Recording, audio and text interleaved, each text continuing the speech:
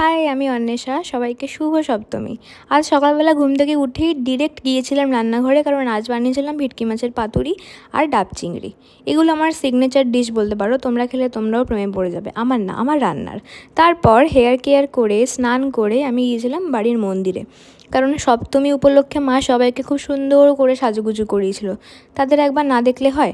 সেখান থেকে এসেই লাঞ্চের প্রিপারেশান নিচ্ছিলাম। আমার বরাবরই ভেটকি আর চিংড়ি মাছ বাকি সব মাছের থেকে খেতে খুব ভালো লাগে, ইভেন ইলিশ মাছের থেকেও। তারপর দুপুরবেলা দিলাম একটা ঘুম। সন্ধেবেলা উঠেই সুন্দর কট সেটটা পরে মার সাথে গেছিলাম ঠাকুর দেখতে। যারা শ্যামনগরে থাকো তারা নিশ্চয়ই শান্তিগড়, টালিখোলা, সঙ্গশ্রী, ব্যানার্জিপাড়া এসব ঠাকুর দেখো। এসব হয়ে গেলে যেও আতপুরের দিকে খুব সুন্দর সুন্দর প্যান্ডেল করেছিল, লাইক গোল পার্ক, মালাকার পাড়া, আর বিশেষ করে 26 নম্বরের এই ভাতৃসংঘ ক্লাবটা। খুব সুন্দর, মায়ের মুখটার প্যান্ডেলের কাজও দারুণ। তারপর আর কি বিধ্বস্ত হয়ে আইসক্রিম আর ঘুগনি, যেটা ছাড়া পুজো ঘোরা অসম্পূর্ণ, খেয়ে বাড়ি চলে